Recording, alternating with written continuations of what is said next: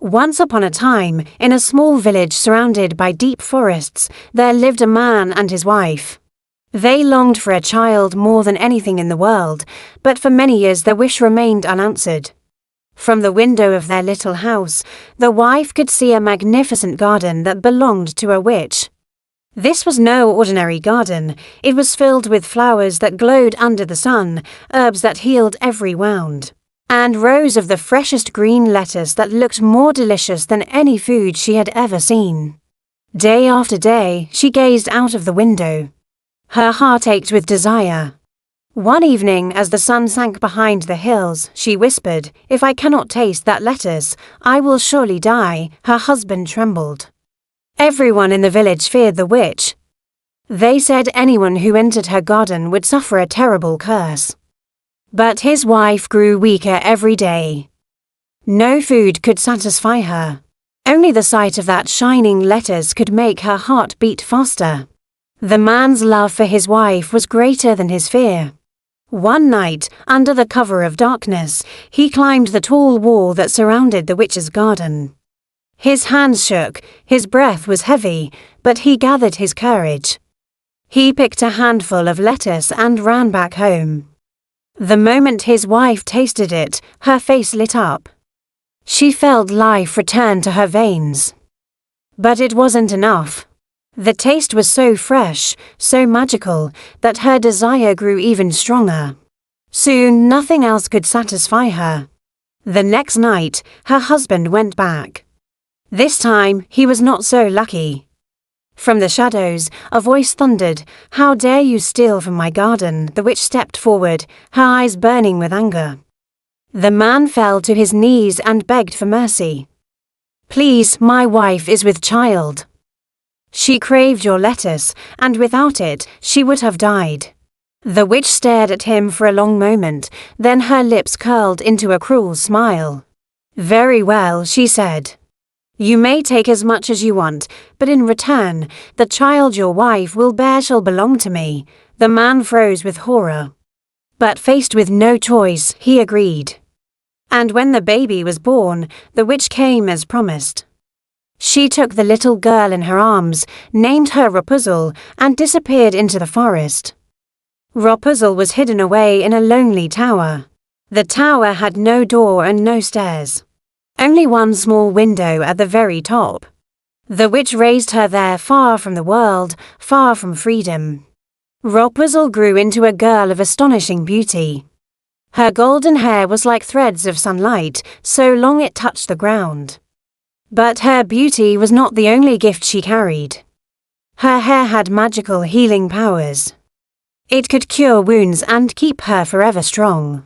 Whenever the witch wanted to enter the tower, she would stand below and call out, "Rapunzel, Rapunzel, let down your hair." Then Rapunzel would let her long golden hair fall from the window. And the witch would climb up. Years passed. Rapunzel grew older, and though the witch called herself her mother, Rapunzel felt a deep emptiness inside. She longed to see the world beyond the tower. She longed to feel the grass beneath her feet, to hear the laughter of children, to touch the sky without walls around her. But the witch was cunning. She filled Rapunzel's mind with fear. "The world outside is cruel," she would say. "People will hurt you. They will never love you as I do.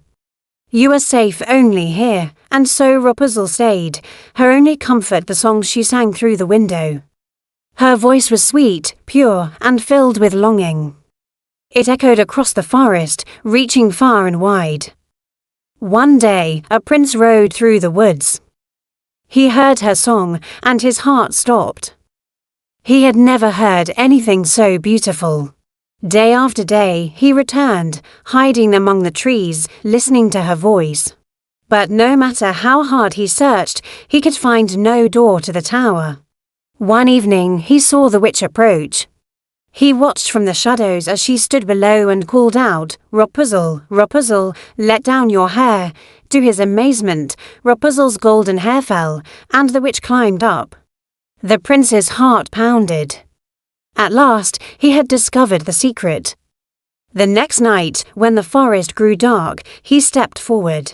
Standing beneath the tower, he called out in a steady voice, "Rapunzel, Rapunzel, let down your hair." The golden strands fell, and he climbed with all his strength. When Rapunzel saw him, she gasped in fear. "Who are you? How did you come here?" The prince bowed his head. "Do not be afraid. Your song has touched my soul. I could not rest until I saw the one whose voice has filled my heart." Rapunzel's fear began to fade. She had never seen anyone else besides the witch. The prince's eyes were kind, his voice gentle.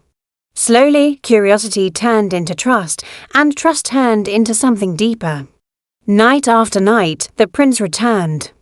They spoke of the world outside, the markets filled with laughter, the fields glowing under the sun, the festivals where thousands of lanterns lit up the sky.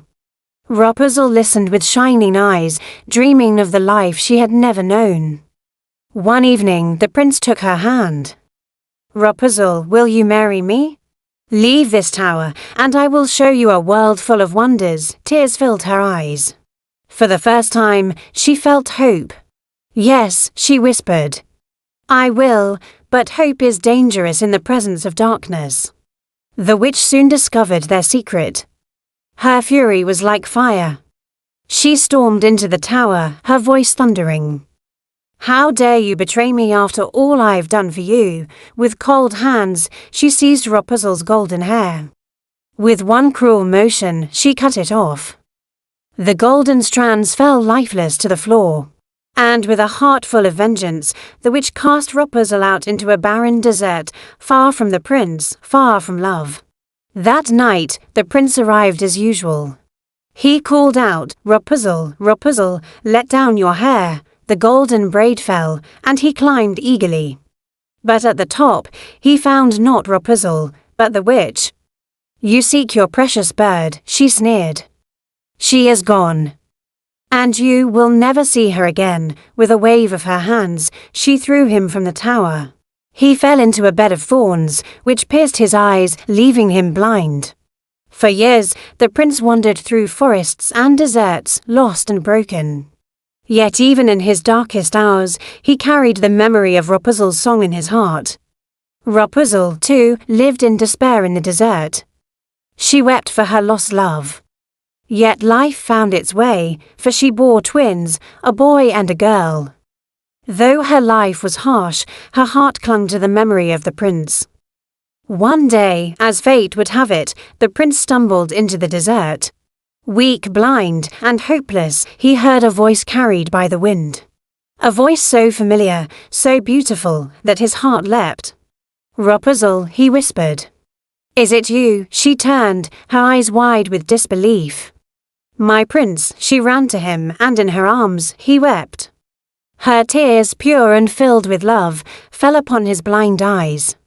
And as if by magic, his sight returned. The first thing he saw was Rapunzel's face, shining with joy. Together, they returned to his kingdom. The people rejoiced, for their prince had come home.